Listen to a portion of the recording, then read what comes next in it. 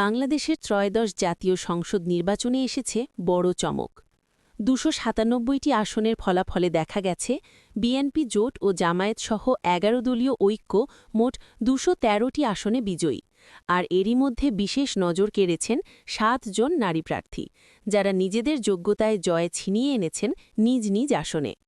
আজকের প্রতিবেদনে থাকছে এবারের নির্বাচনে জয় পাওয়া ৭ নারী সম্পর্কে সবশেষ তথ্য। নারী বিজয়ীদের তালিকা। প্রথমেই দেখে নেওয়া যাক কারা আছেন এই তালিকায়। ১. ইসরাত সুলতানা ইলেন ভুট্টো, ঝালকাঠি ২। বিএনপির সুশৃঙ্খল প্রচারণা এবং স্থানীয় সমর্থন তাকে এনে দেয় বড় জয়ের সুবাস। ২. আফরোজা খান রিতা, মানিকগঞ্জ ৩। দীর্ঘদিনের সংগঠক ও জনপ্রিয় এই নারী প্রার্থী তার নিজ এলাকায় গড়ে তুলেছেন শক্ত অবস্থান। ৩. নায়াব ইউসুফ কামাল, ফরিদপুর ৩। তরুণ ভোটারদের কাছে জনপ্রিয়তা ও স্বচ্ছ ভাবমূর্তি তাকে এগিয়ে রাখে পুরো নির্বাচনী লড়াই জুড়ে। ৪. তাহসিনা রুশদির লুনা, সিলেট ২। দলীয় প্রভাবের পাশাপাশি স্থানীয় উন্নয়ন ইস্যুতে সক্রিয়তার কারণেই জয় নিশ্চিত হয় তার। ৫. শামা ওবায়েদ, ফরিদপুর ২। দীর্ঘদিনের দলীয় নেতা ও সাংগঠনিক দৃঢ়তার কারণে তার এই জয়কে প্রত্যাশিত বলা হচ্ছে। ৬.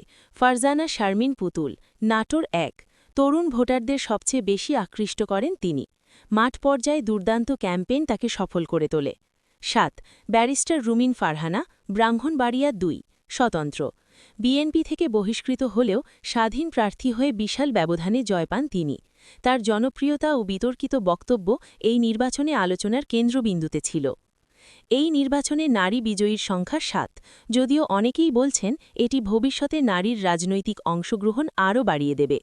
এছাড়া বিএনপি জোটের বড় ধরনের বিজয়ের মধ্যে নারী শক্তির এই উপস্থিতি বিশেষ গুরুত্ব বহন করে।